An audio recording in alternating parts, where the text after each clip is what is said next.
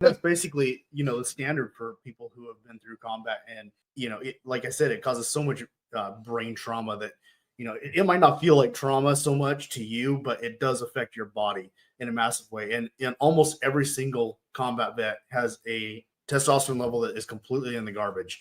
And so that's the first thing I would encourage guys to test and fix if you're coming out of the military, or even if you're still in the military. It's important to get that kind of stuff handled up front before it becomes a long-term problem, starts affecting the rest of your life. Yes. Like someone that I can actually would love to bring on here is my brother-in-law, Zach. He's a current first sergeant, about to be promoted to a sergeant major over there on the East Coast. He's 3rd Defense AIR. He runs the whole show.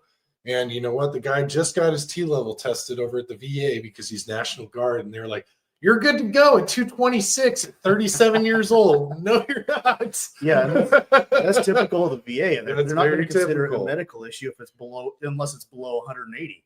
Right. And I mean, a male below the age of 40 should have somewhere close to 1,000 or even higher nanograms a deciliter of testosterone. Oh yeah. So to just send a guy out the door with a 200 test level is absurd in my opinion, because it's affecting so much of their ability physically and mentally. Brain fog, cognitive function. Not only that, how your testes and your genitalia react. I mean, that is insane, and like you hear about this and there you go, well, why would they say that's okay? Well, because the baseline that these things are tested off of is the 165-pound male with 35% body fat to 20% body fat, which isn't us. Anybody that's been in the military who has had to work their butt off, we come out in a physical form that's higher expected. So you're going to need a higher T level. You're going to need, the ability to maintain the things that you've already put on.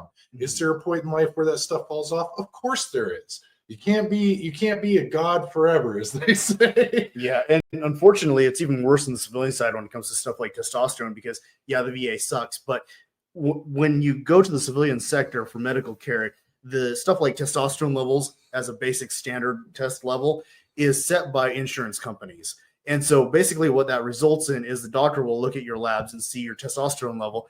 And if you're below a certain amount, they don't give you testosterone. They give you other medications to remedy the side effects of the low testosterone instead of just giving you the testosterone, right? That's because it's a billable, reoccurring subscription for Big Pharma. It's set by the insurance agencies, and you guys can verify that with a doctor. Go in and ask him. He'll be shocked you're asking him, and probably a little aggravated that you're asking him that, but it's 100% true. I've heard this directly from doctors, directly from insurance companies. Those numbers are set by insurance companies in the civilian world.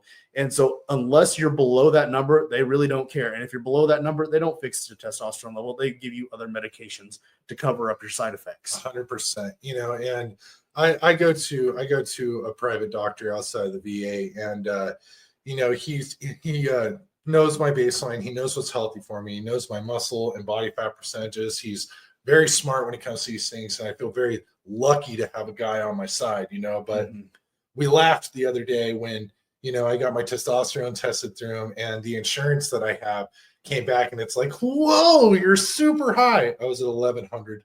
Yeah, which is a good, normal, healthy level for somebody our age. Yeah, and they were basing that between, and I'm 6'2", almost 230 pounds at times. I bounce between 220 to 230. And, I need a little bit of a higher test level there,